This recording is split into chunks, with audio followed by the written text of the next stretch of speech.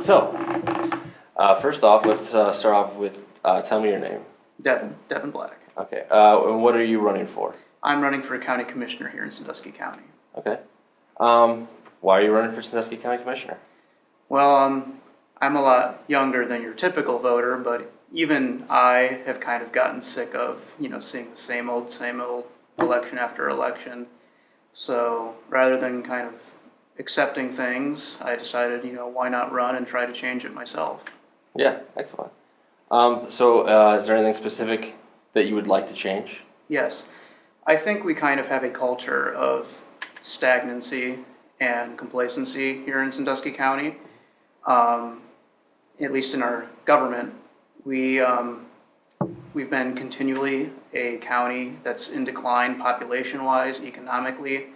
40% of people in Sandusky County have a household income of less than $40,000, which is well below the state median.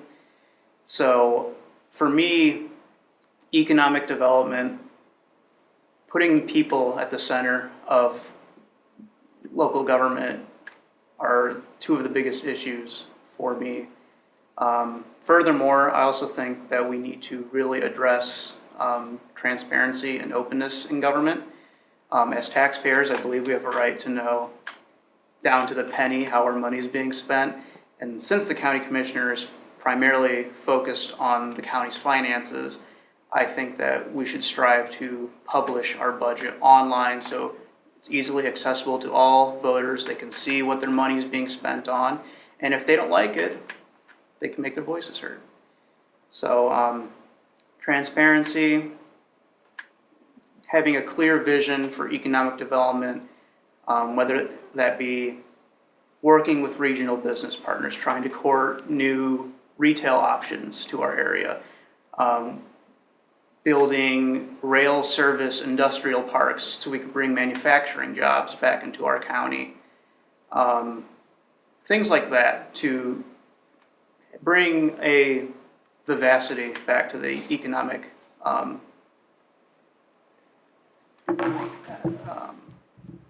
culture of our area. Okay. Yeah. Okay. So, the median wage is under 40,000. What would you propose as a commissioner to raise those wages? I mean, yeah, try and bring in more jobs. Is there anything aside from that? Well, I think that's the crux of the problem. There is a lack of quality jobs. I mean, we have a lot of blue-collar workers, skilled laborers who, after the economy was terribly mismanaged in the early 2000s, found themselves out of work all of a sudden. And so you have tons of people who went from making $70K a year healthcare benefits to now all that they have is working at a grocery store or at a gas station. And I think that's very unfair to ask those people who have skills, they just don't have the opportunities here to take something that's such a drop-off from what they are clearly capable of. Mm-hmm. In terms of raising the standard of living in our area too, I think a critical part of that is making sure that the county is providing more services to people who need it. A big group that comes to mind are our seniors. With our population decline, Sandusky County has largely become a retirement community. And we, in the neighborhoods I've been in and the people I've talked to, I've met senior citizens who, because of the rising costs of prescription drugs, the rising cost of healthcare, that sometimes they have to make really tough budget choices. I met a family who, when I was out and about interacting with voters, who were telling me that during the wintertime they're nailing wool blankets to their front door because they can't afford to replace it and trying to keep cold air out. I've met people who've talked about sometimes having to choose between paying certain bills, eating once or twice a day so they can get their medicine. Those aren't conversations we should be having in 21st century America. So as a county, I think our services we provide our people is something we really need to address, whether that be a supplemental health insurance program to help our senior citizens, give them a little stipend to help them with those expenses. We are a small county, so unfortunately, budget-wise, we can't fully take on that cost like we would hope to, but I think we can definitely help out, pitch in a little bit. Have you seen that program work, stipends or paying part of people's health insurance? Have you seen that in other counties, or is that a new idea that you're having? I haven't seen it in other counties, but looking at our books, I think it's something we can definitely do. Just by cutting waste, just by being a vocal advocate in Columbus, saying we need this money. Our people, so we have people who are struggling. This is a need our community needs to address. Or, we've also seen our community step up big time with major issues like the opioid epidemic we all know really crushed this area. And voters in Sandusky County stepped up to the plate and said, you know what, we'll pitch in a little bit so we can take care of this need. And that's something we could consider also, is getting the voters' input. Is this, this is a need in our community. Do we want to address it as a community? So possibly having the voters put it on the ballot, getting money from Columbus for it. Do you have any idea how much this might potentially cost? Some of the models I was running, giving a monthly stipend between $200 and $300, it would be rather expensive. On the whole, we might be looking at maybe, depending on how much that stipend is, between 16 and 32 million. Okay. And I know that sounds like ridiculously large, but we also have to remember that over the past 8 years, local government budgets have been cut in half. So that goes back to getting in contact with our state government, really lobbying them to give the money that used to be ours that they've taken away from us. And like I said, if need be, ask the voters to chip in with put it on the ballot as a levy, and let them decide rather than shove it down their throats and say we're doing this whether you like it or not. Let's get input from the community and see, get their thoughts on it. Okay. And just a heads up, I'm not, when I'm asking how much something costs or something, I'm not trying to put you in a bad spot or anything. Okay. No, it's a good question. Yeah, okay. I just I don't want to make you feel like I'm attacked. I'm trying No, absolutely. do anything. Okay. Opioids. Huge problem in our community. We've addressed it a little bit with the ballot that was on the ballot that passed. Do you have any additional things that you would like to do to combat the opioid crisis? A lot of the healthcare professionals, whether they work at the WSOS, Jobs and Family Services, or even just individual practitioners, have been telling us over and over again that this is a health crisis. This isn't necessarily exclusively a criminal justice problem. So I think we need to work with medical professionals to develop comprehensive rehabilitative programs. If you want to get drugs off the street, everyone wants that. But simply throwing someone in a jail cell for years on end, that doesn't help us long term. That's a cost to the county, putting them in jail and paying for all the costs that come along with that. And we're also losing someone who could be contributing productively to our community. Who, if let's say we give them a comprehensive 12-month rehab program, and they're able to build themselves back up, shake off their demons, as it were, and start working full time, start contributing back to the community. That's a long-term benefit to our county. But it is a two-pronged issue because we do also have to look at law enforcement, the law enforcement side of it, which our community did in a big way by passing the drug task force levy, because we do need to go after the big fish, the criminal actors, the people who are poisoning our communities with these horrible substances.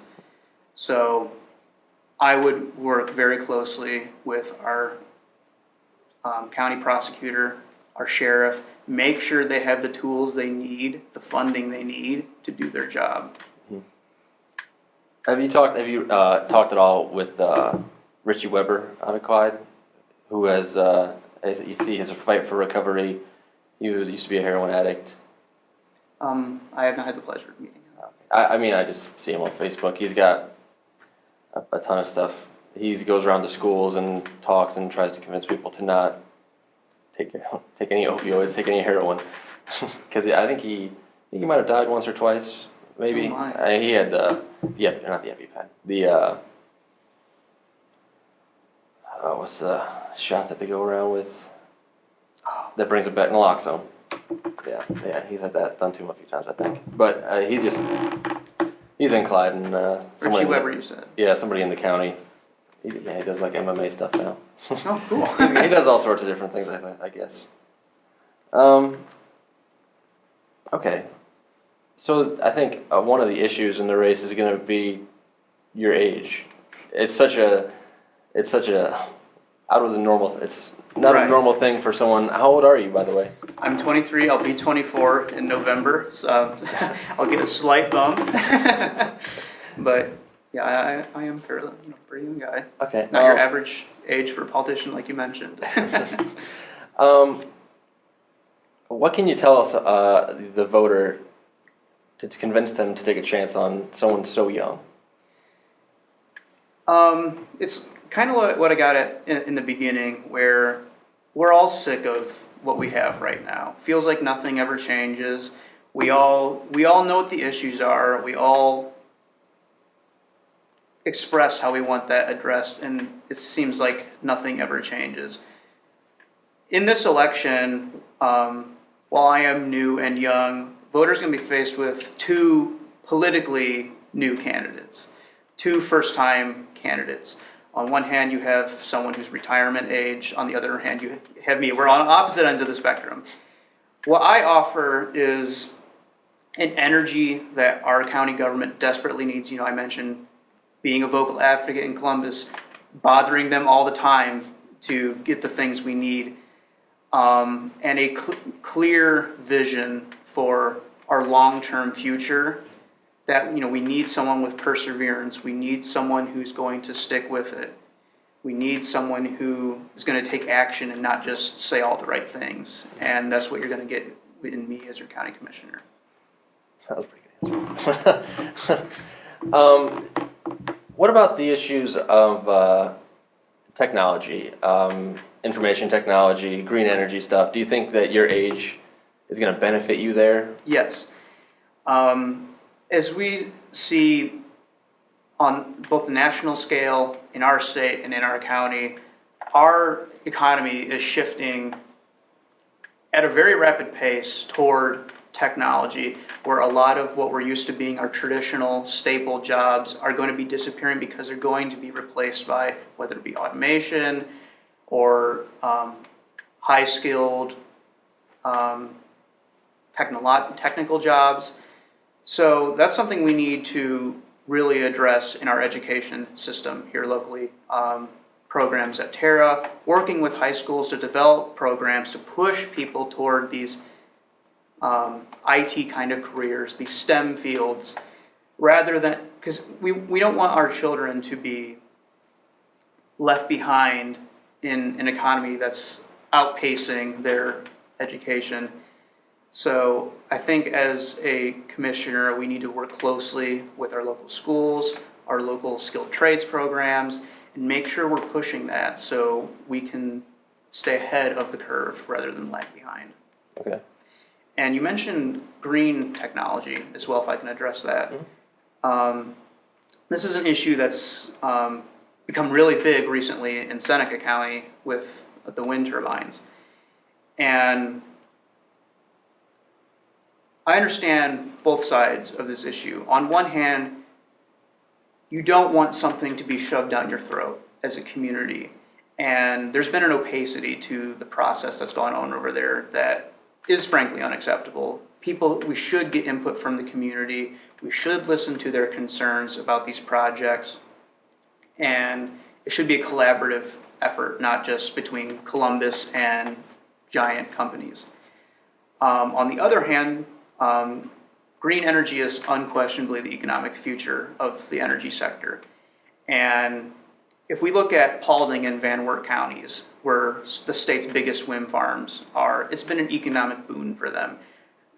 They've gotten millions of dollars for their public education. They've created, decent paying jobs, and you have farmers, some communities that have a cheaper energy alternative, and the offer of energy sustainability.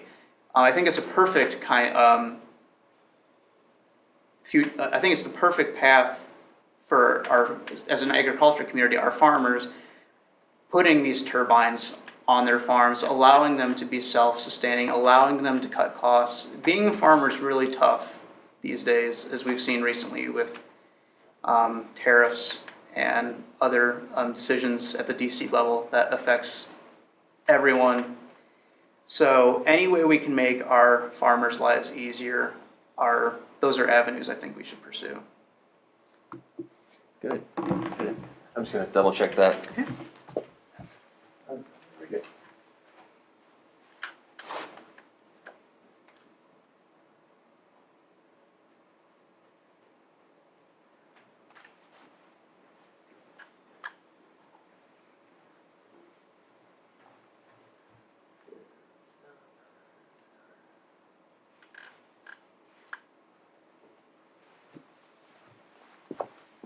All right.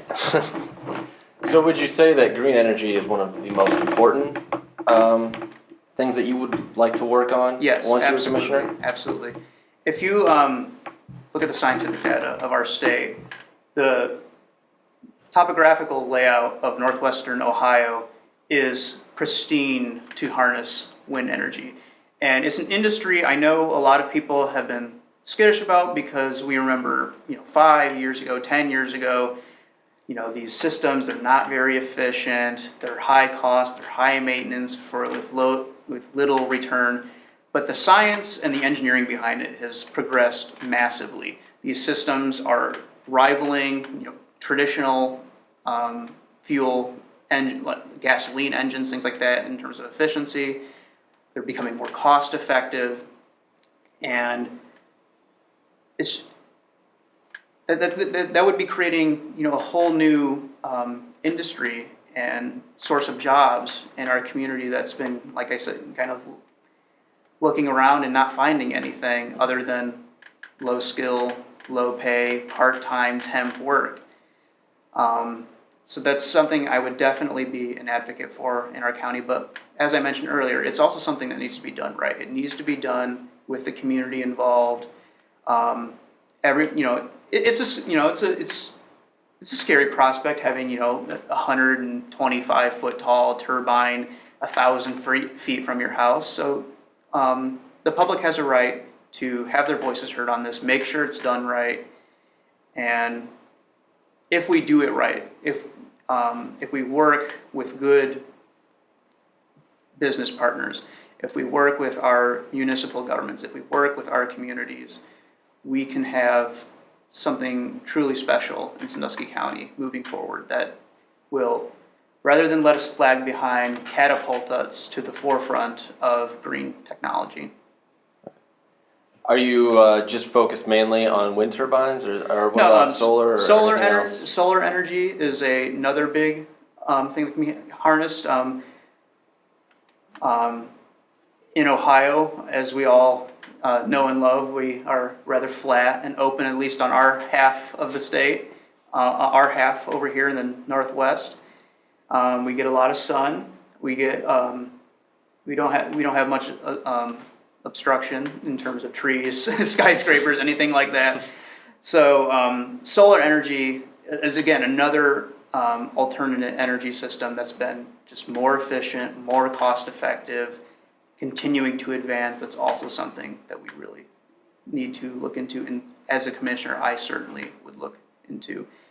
If we look at some of our cities too, like Fremont recently they're saving hundreds of thousands of dollars by upgrading their energy in a lot of their buildings, going more energy efficient route, and it's gonna save us a ton of money in the long term. So it's a cost saver, it's the right thing to do for our environment, and it's putting us at the forefront of an emerging industry and a glide path to energy self-sufficiency. Do you see Sandusky County would you say we've done anything in terms of green energy so far? Not really. Most of our energy efficiency projects have been very small scale. Like I said, mostly upgrading lightings in buildings, making the heating and cooling more efficient. We haven't really seen anything large scale. We obviously don't have any wind turbines, any wind farms in our county. We don't have, we haven't really utilized, large swaths of solar panels to power certain buildings or anything like that. It's been something that's been, I'd say, fairly neglected on a macro scale in our county. So you'd say we have a lot of potential? A lot of potential, yes. Okay. Is there any topic that you would like to talk about? Any important issues in the campaign that you'd like to talk about that I didn't ask you about yet? Anything that's really important that you want people to know?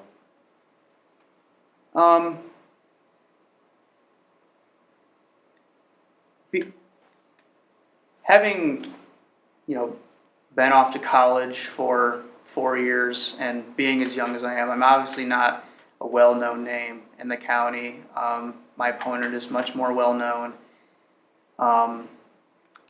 But one of the things I think really distinguishes me as a candidate, and as something I think people can really get behind, is I am in this entirely to give back to my community. I benefited so much growing up here all my life, and I'm not running for office to put another notch in the belt or for a status symbol or to have a little hobby, to earn a quick buck. I'm doing this because I think that with my ideas, with my vision, with my energy, I can make this a truly better place to live. I know this might sound a little ridiculous, but 100 or so years ago, Fremont and Sandusky County as a whole used to be a hub in Northwest Ohio, and I don't think it's a long shot to say that with the right mindset, with the right vision, that we can return ourselves to more than a drive-through county. And another big issue with politics these days is it seems it's all about mudslinging. It's all about getting one over on your opponent. And unfortunately, it's also all about money, it seems. And I'm running a campaign that's grassroots funded. I'm not taking any big money or anything. I'm funded fully by working men and women in our county. And I'm running with our communities first and foremost in my mind. I want to return, to a government, for the people, by the people, with the people in mind. And I don't think there's been a lot of communication between our elected officials and our communities, which is why one of the areas of my platform is to make sure that as commissioner, I hold at least quarterly town hall meetings with our constituents. I would love to do way more, but I want to commit to at least 4 a year. That way, people in the community can come in, let their voices be heard, engage with their county government. Currently the commissioner meetings are Tuesdays and Thursdays, 8 a.m. to around noon. no working person can go to that. So I think it's unfair that, most of our working community is locked out of being able to engage with their county government.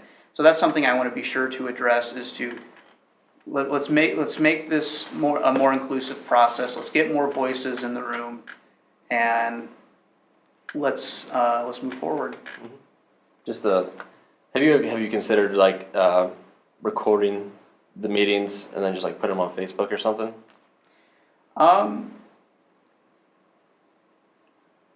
I think that'd be a good idea too. But at the same time, I don't think that goes far enough. I think that's a great idea. Now, legally, I know there's some things that can't be recorded, like executive sessions. But I think that's a good step. But I still think that there's something entirely different, and you get a lot more utility out of meeting a representative face to face, speaking extemporaneously with them, throwing ideas in real time that they can work with and give their feedback on, give your feedback on. So that's still something that is really important to me, and that I certainly want to do as commissioner. Okay. Cool. Okay. I have one more question about opioids. We can jump back to that topic. Of course. How effective do you believe treatment facilities are for dealing with this problem? It's a very difficult question that doesn't have a black or white response, because we have seen certain programs with very low success rates. We've seen others with very high success rates. I think what it boils down to is we need to have comprehensive rehabilitative programs, not just you're in here for a couple of months and then we haven't really addressed the core issues of your illness, and we're going to put you right back into the situation that you were struggling in and got you into this place to begin with. So I think for rehabilitative programs to be successful, they need to have long-term recovery is the focal point, obviously, and they need to take their time. They whether it be 12 months, 16 months, 18 months, however long it takes each individual to recover. And individualization in rehab is critical, because everyone comes from a different circumstance. Everyone's fighting a different battle. So we need to have people-focused, comprehensive, long-term programs to get these people back on their feet, to pull them out from the depths, and to get them back to where they want to be and who they really are, productive members of society. I don't believe that anyone fighting addiction is ever too far gone. Everyone can always come back from the brink. Everyone can always go back to the life they once had and dearly miss. They just need help along the way. Okay. I don't have any more questions. Okay. So if there's anything else you want to say, any closing pitches or anything that you got, I don't know, anything that you think might not have been brought up that you would like to bring up?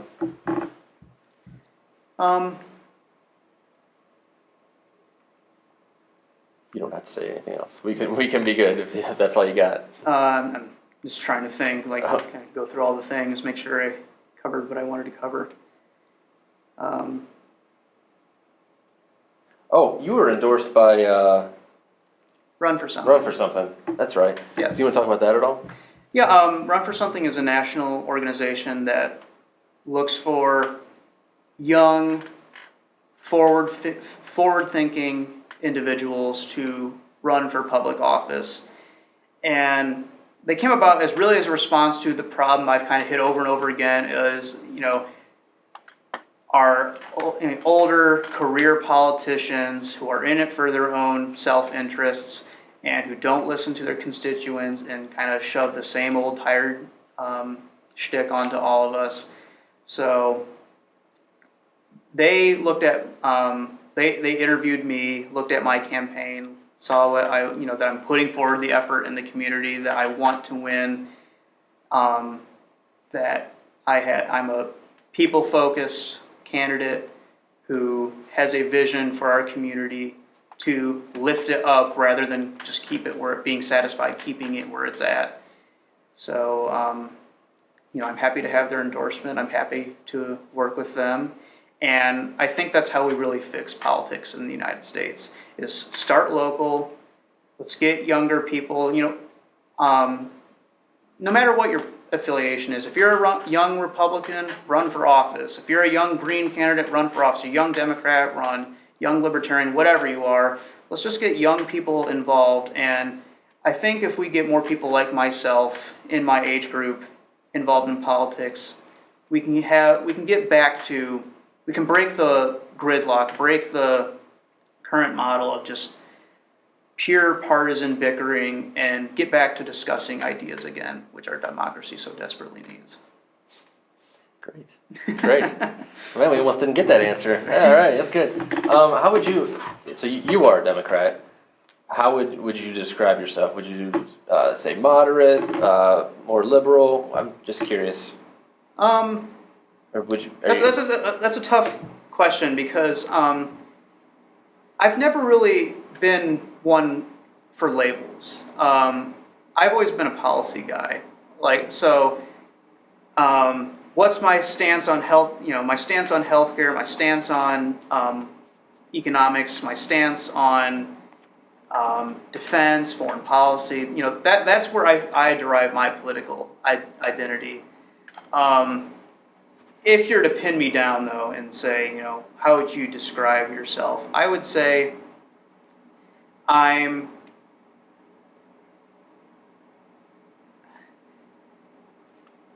statistically speaking, I'd say I'm right along with most of the American people. A majority of people support. Let's address healthcare. Let's expand Medicare. No one should be going bankrupt because of medicine or health issues. I support living wages. I don't think anyone who's putting in the work, who's working full time, who's trying to provide for themselves, people like that shouldn't be living in poverty, especially not in the richest country in the world. So, if you were to ask, I would say I would call myself more of like an FDR kind of Democrat, a working class, people-focused Democrat.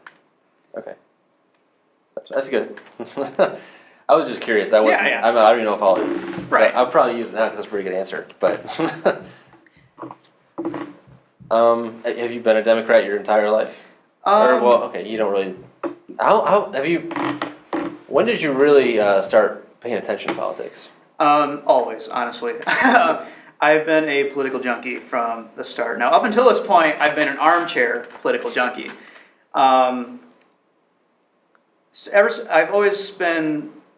I've had a lifelong love affair with history, with the Constitution, and just our beautiful system.